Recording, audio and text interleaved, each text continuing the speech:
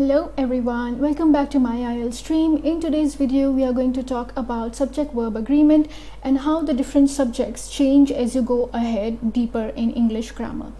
Now, if you haven't watched our previous video where we talked about the basics of subject-verb agreement, I would recommend that you go back and watch it first. We will link the video down below in the description.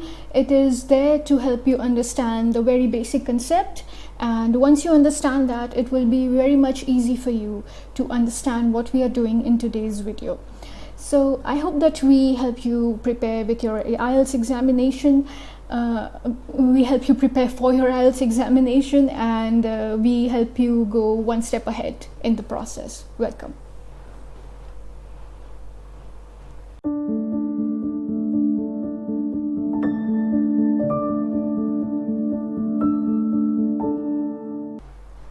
So these are the topics that we are going to cover in today's video.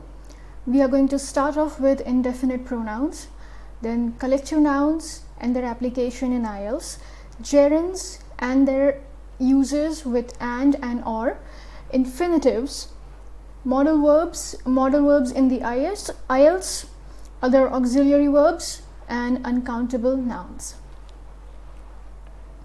Indefinite pronouns are words like everyone, everybody, everywhere, everything, someone, somebody, somewhere, something, anyone, anybody, anywhere, anything, no one, nobody, nowhere, nothing. So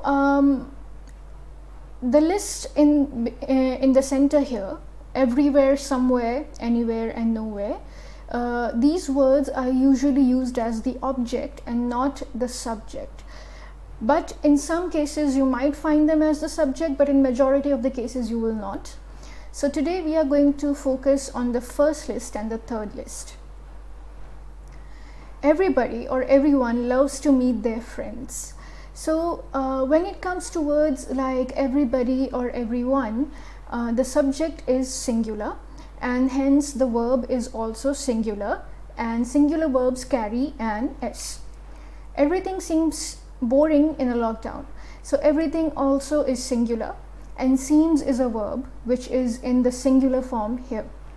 Someone, somebody has to do something about it. So someone and somebody is also treated as singular, and when we did our last video, we told you that have and has two forms, and has goes with third person singular. This is how has will go with someone and somebody, because it is considered third person singular. Something seems to be missing. So in this one, again, indefinite pronouns will be taken as third person singular. That's why we have seems. Anyone, anybody likes it, if you care for them. So third person singular, verb singular. Anything works well when it is new. So third person singular, verb singular. No one, nobody knows what the future holds. So this is again singular. Nothing seems good when you are sick.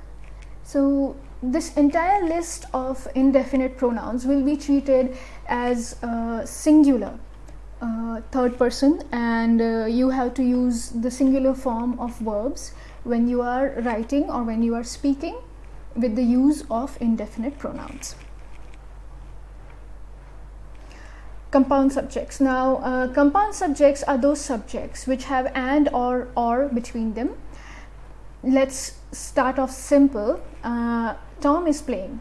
So this is not a compound subject. Sorry, this is not a compound subject, and this is a singular subject, quite easy and straightforward.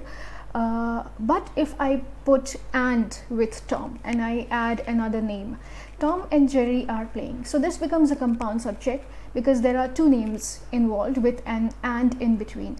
So when we have two names with and in between, so this means third person singular, two people. So we will treat it as plural. So Tom and Jerry are playing is the same as they are playing. So Tom or Jerry is playing. So when you add or, some of us have studied in the maths class matrices, or I don't remember the name of the chapter, but whenever you add or in between, so it becomes singular. So if I say Tom or Jerry is playing, I mean that either Tom is playing or Jerry is playing. So that's why we have is. We are treating the compound subject as singular in this case, whereas with and we are treating the compound subject as plural. Collective nouns. Now, what are collective nouns? We are only looking into these different types of nouns and pronouns and subjects for the purposes of understanding how subject-verb agreement goes if the subject changes and if subject is from a range of different grammatical, technical groups. So a collective noun is a noun which represents a group, which represents a collection. So there are different collective nouns for different things in the English language, and today we are going to look at the general rule of what happens to subject-verb agreement if the subject is a collective noun. A group of people. This is a collective noun. Here we are not telling you anything about subject-verb agreement. Group is the collective noun used for people. A team of players, an army of soldiers, a crowd of people, a class of students. So can be treated as singular or as plural depending on the meaning of the sentence. So it might sound singular at first because there is one group we are talking about, and that is the general idea that comes in your mind when you look at it first. But let us see how it changes. Uses in IELTS writing. So this is what we are all have been waiting for. A certain group of people say that there are too many choices in the current world. So this is like the paraphrasing of the question statement. This is from our sample essay, our free sample essay, which is available. If you open the description down below and you click at the link, you will be directed towards our free sample essay. So a certain group of people says. So here the subject is a certain group of people. So we are treating this as singular because we are talking about one group. So that's why we are treating the subject as singular and we are using a singular verb. Now, the same thing can be written in a different manner. A certain group of people say that there are too many choices in the current world. Now, why did the verb become plural here? Why? Because the same subject can sometimes act as singular and sometimes as plural. Now, a certain group of people say. So here we are concentrating on the fact that it is a group of people. So that means there are a lot of people that are saying the same thing. At least there is more than one person here. So when it comes to collective nouns, you can treat them as singular at times and you can treat them as plural. That depends on the sentence, the meaning of the sentence, and whatever is suitable in that condition. Groups of people say that there are too many choices in the current world. So groups of people. So we are not talking about one group, we are talking about groups in plural. So there is no way that you will treat this as singular because you are now, the collective noun itself is plural. So what we will do is we will treat the subject as plural and we will use a plural verb. But in IELTS writing, usually you never get an argument or a question that says groups of people think this way. You usually get some people say, or you get questions like some think, some believe, some people believe. So this is not something that you will need in your IELTS writing, but just to clarify the concept, we have added this extra example. So now we are at gerunds. They are the ing forms of verbs which also act as nouns that name an activity. So when we name an activity and that activity is the subject of the sentence, that is known as a gerund. But in general, gerund is also known as just the ing form of the verb. It can act as a subject. Example, running, cycling, singing, talking, dreaming.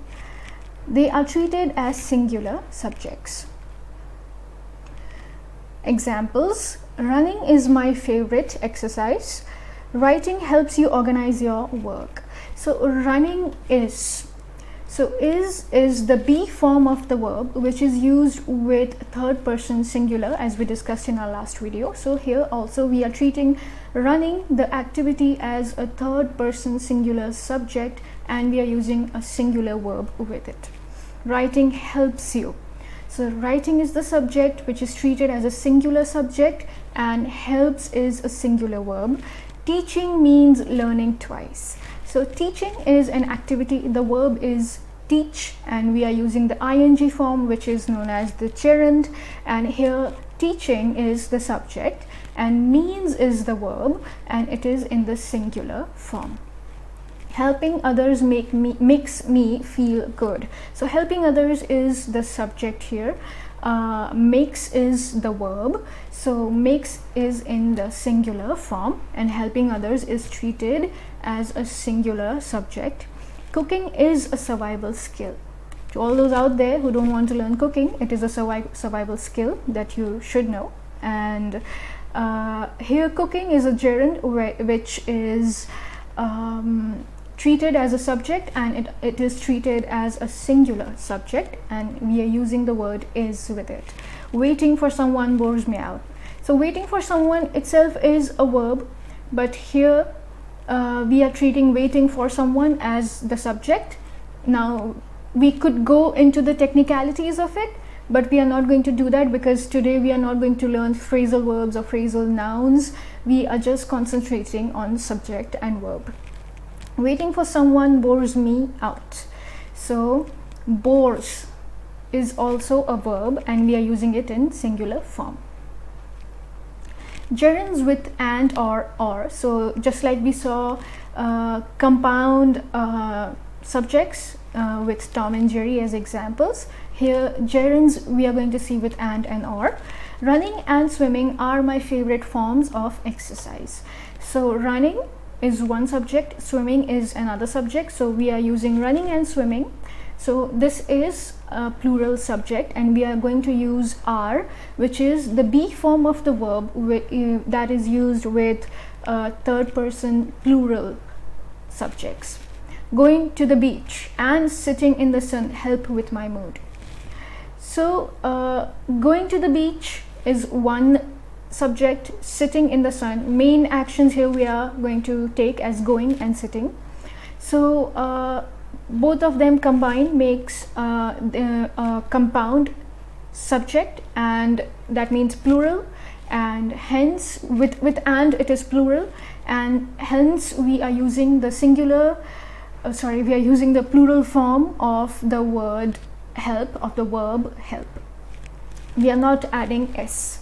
Reading a book or listening to music is an essential part of my day. So here we have the word or between two subjects, so we are going to treat the compound subject as singular. So reading a book or listening to music is an essential part of my day. Going to therapy or talking to a friend relaxes me. So again we have or in between. When you have two subjects and then they are connected with or, you treat them as singular. So relaxes is the singular form of verb, and because we are considering the subject to be singular, that's why we are using the singular form of verb. Infinitives. What are infinitives? They are to plus the base form of the verb or the original form of verb. They can be used as subjects of subjects of sentences. So just like we saw gerunds that are verb plus ing, infinitives are to plus the original form of verb, which can be used as subjects of sentences. So for example, we have to run, to eat, to sleep, to dance. Examples. How are infinitives used in subject-verb agreement in simple present tense?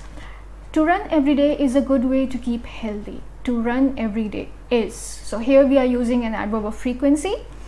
To run is the subject, every day is the frequency, is third person singular. We are treating it as third person singular subject.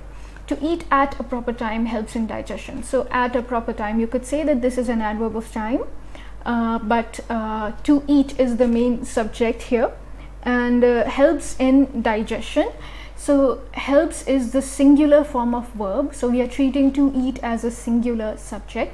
To stand up for yourself requires courage, it does. So to stand up, this is the infinitive, which is the subject. Requires is the singular form of verb. To underestimate the danger of the pandemic puts a lot of people at risk. Now we know that a lot of countries have done this, so it's a fact by now. To underestimate, this is the main infinitive subject. To underestimate, we are treating this as singular, so puts is the verb, which is the singular form of verb. So at this point in the video, we are going to start the topic of modal verbs. Now, modal verbs is in itself a huge topic, and it is quite a confusing topics for IELTS candidates, and we could actually teach you much more about it, but for the purposes of today's video, we are only going to go into enough detail that will help you understand what to do with modal verbs when it comes to subject-verb agreement in the simple present tense.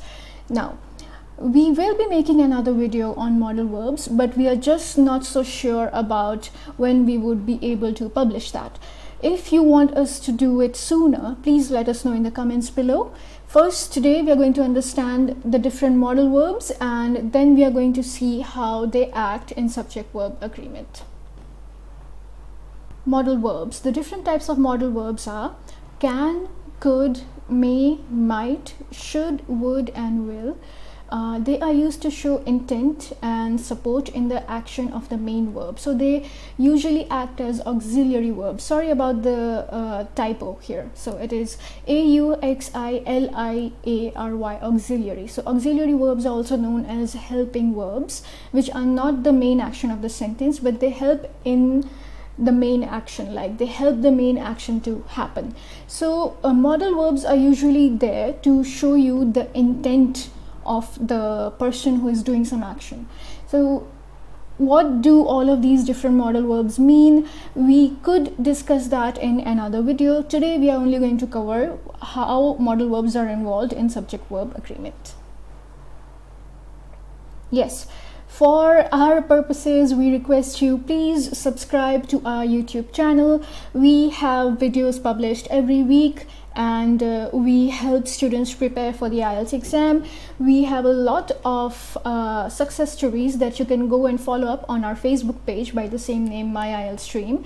We have a lot of candidates who successfully scored 8777 bands and also successfully passed the IELTS requirement for PLAB 2 exam or PLAB 1 exam in England.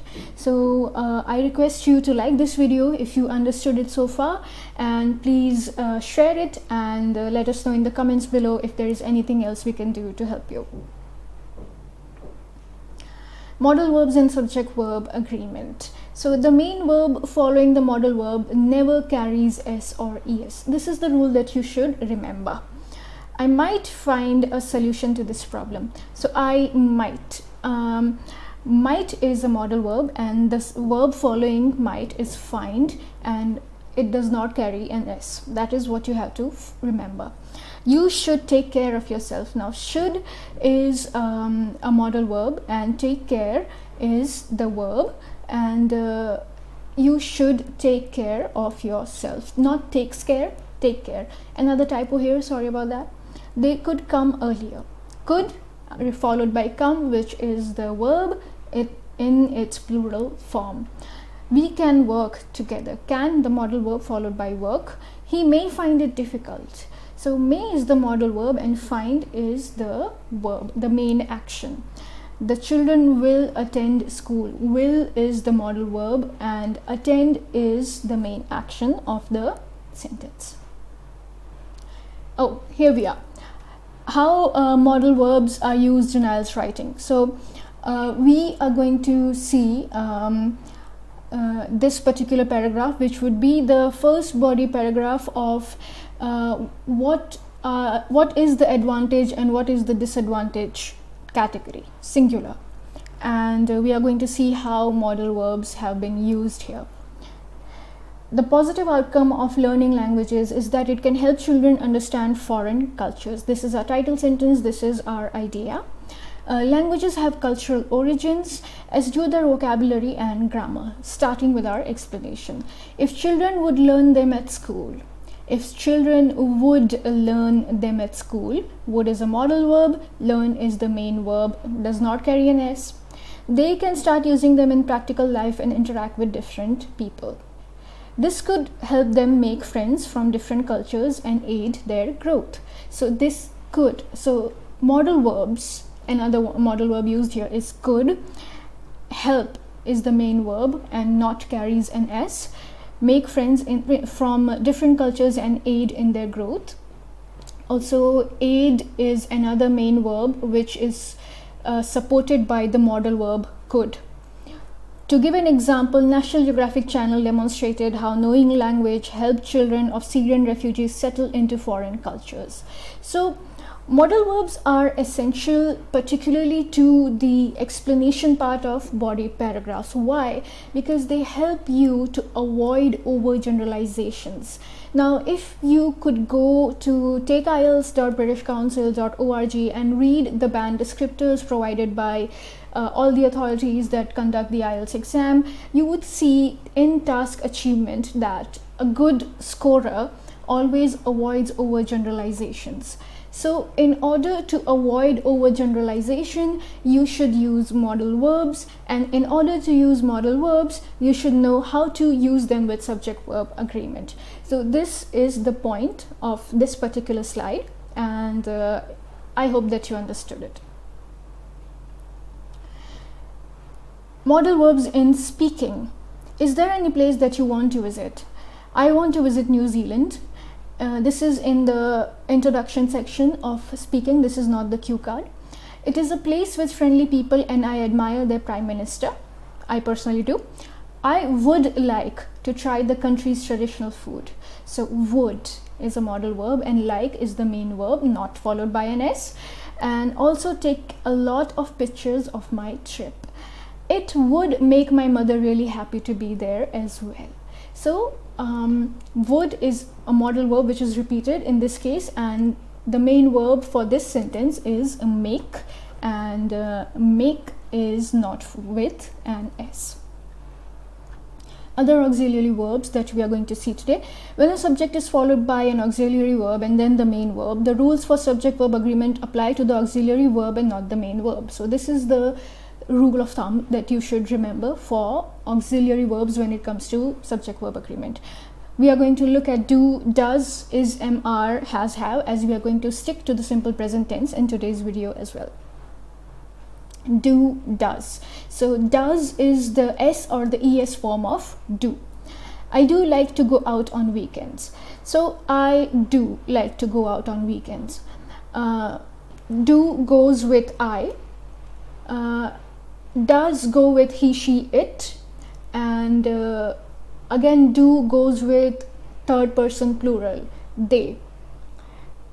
Sorry, they do, yes, and we do. Also third person plural and first person plural as well.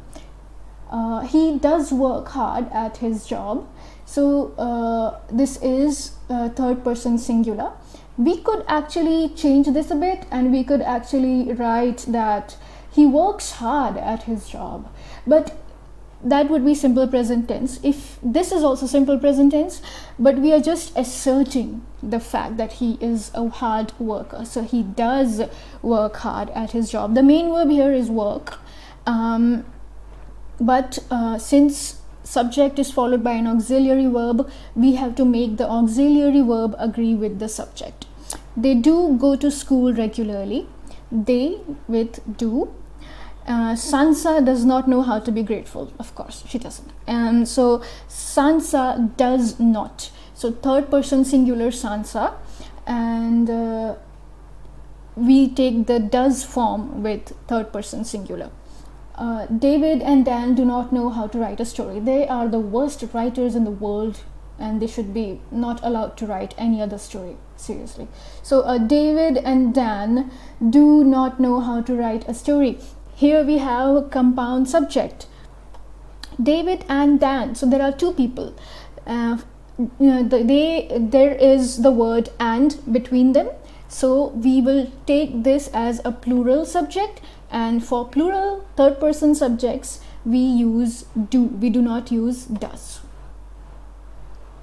Is, am, are used as auxiliary verbs in present continuous tenses. So now because we are going into auxiliary verbs, so we are slightly going to go look into present continuous tenses. So I am reading a book. I am followed by the ing form of verb reading. So you have to make the subject and the auxiliary verb agree. So I agrees with am. You are walking in the park. So you goes with are, and then we have ing form of verb walking. This is present continuous tense. The action is still continuing in the present. He is learning new things. John is lying to the people of Winterfell. Yep, he did. So John is lying. If you want to understand how is, am, are goes with subject personal pronouns, you can go again and watch our previous video. You will understand, and then that is where we have started off with this subject, with this particular topic. Has and have used as auxiliary verbs in present perfect tense and present perfect continuous tenses. So in our previous video we talked about has and have in the way that they were the main actions of the sentence. Here we are going to talk about has and have as in the auxiliary verbs of the sentence. He has left the course. So this is in present perfect tense. Subject plus has plus V3, the third form of the verb, and then object. They have met each other. Subject plus has have plus V3 plus object. So have goes with third person plural subject. Danny has made friendship with Sansa. She did. Quite a graceful woman. I love her. Danny has made friendship with Sansa. So with third person singular we take has, and then the main action here is made, and this is again present perfect tense. Bran has done nothing at all. So he is one lazy person sitting on the chair throughout the story. Fans of Game of Thrones know what I'm talking about. So sorry about the reference for those who don't really know. Bran has done nothing at all. Has goes with third person singular, and done is the main verb of the sentence. We have been meeting them since a long time. So this is present perfect continuous tense. Subject plus has have plus been plus V1 plus ing object. They have been celebrating since days. So they is third person plural. Have goes with third person plural even if it is an auxiliary verb. The main action here is celebrating. He has been keeping secrets. So keeping is the main action here. Has is an auxiliary verb and it has to agree with the subject. You have been sleeping all day. Sleeping is the main action and have is the supporting action. Uncountable nouns. Now, what are uncountable nouns? Uncountable nouns are those nouns which cannot be counted with numbers. They do not have a singular and plural form. They also cannot take a or an before them. So if you want to know what are uncountable nouns, we have a separate video on it. We have already published that video a while back. We will link in the description below and you can go and watch countable and uncountable nouns. We have a lot of examples, sentence framing, everything. So uncountable nouns, water does good things for your body. So uncountable nouns are taken as singular subjects. Water does good things. Honey sweetens everything. Singular subject with singular verb. Sand houses several insects. Sand is another uncountable noun. Houses is a verb. Sand houses. Now houses can be the plural form of house and houses can also be a verb. So here houses is a verb. Flour is essential to make a cake. Flour is. He, she, it is, and flour is taken as third person singular. Flour is. Milk provides calcium to the body. So milk is taken as third person singular, and we use a singular verb with milk. So what we learned in this two-part subject-verb agreement lesson, whenever you learn something, it is always beneficial to actually look back at whatever you have covered. So it actually helps your brain to register everything and to remember that you have been productive. So in the part 1 of this series, we understood the relevance of subject-verb agreement in IELTS. We saw the mistakes you could make in the writing and speaking sections because of subject-verb agreement. What is a subject? Subject, personal pronouns, singular and plural. Verbs, singular and plural. What is subject-verb agreement? 2 rules of subject-verb agreement, 2 main rules. Subject verbs and avoiding special verbs and avoiding mistakes. So there are special verbs like has, have, is, are that are covered in the previous video. Application for part 1 lessons in writing and speaking. So the application of all of these lessons in writing and speaking were also shown in our previous video. And this is the list of things that we covered today. So altogether, the part 1 and the part 2 of the series has helped you understand 18 different things, 18 different topics related to subject-verb agreement. So that is a win. That is really beneficial if you actually understand and start applying the rules in your writing and your speaking. That's it.